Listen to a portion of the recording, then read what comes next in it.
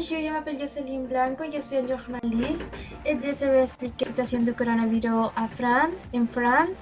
Je parlerai de l'origine de cette pandémie, les zones qui ont affectées le plus, les mesures adoptées par le gouvernement français, les différences entre France et Espagne et finalement la situation à les écoles publiques. Le coronavirus est originaire en Chine, est arrivé à France avec le premier cas confirmé de pandémie de Covid, était signalé le 24 janvier de 2020, étant le premier cas connu de Covid dans l'Union européenne et sur tout le continent européen. Il s'agissait d'un citoyen français venu de Chine en France et installé à Bordeaux. D'autres cas ont été confirmés à la fin de la journée. Tout italien récemment revenu de Chine. Alors, un touriste chinois a été admis dans un hôpital de Paris le 28 janvier et est mort le 14 de février.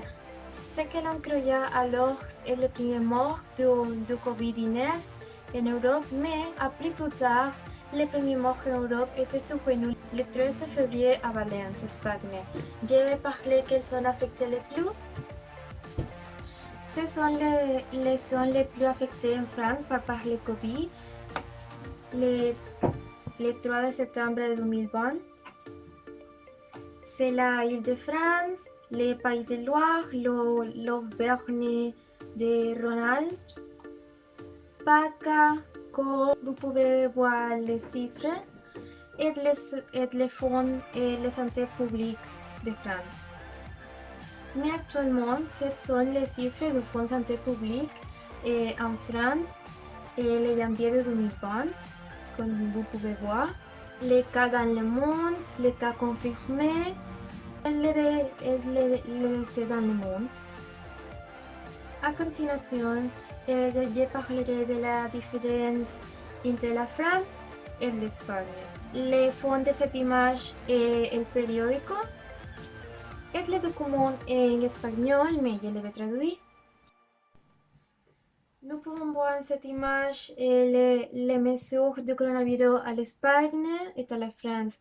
La première question est qui peut aller travailler? Dans l'Espagne, uniquement les employés d'entreprises et services indispensables. Et à la France, c'est dont les entreprises sont toujours activées, mais le télétravail est recommandé qui peut aller travailler. Et à la France, c'est dont les entreprises sont activées, mais le télétravail est recommandé. La seconde question est pour quelle chose vous pouvez sortir.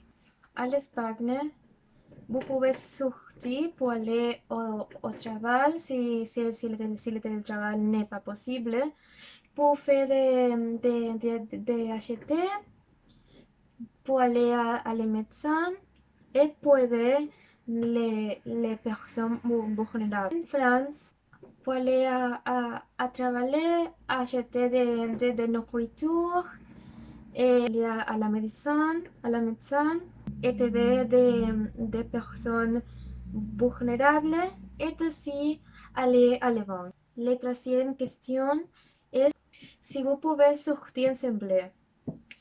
À l'Espagne, tu pouvez sortir ensemble, mais à la France, tu ne peux pas.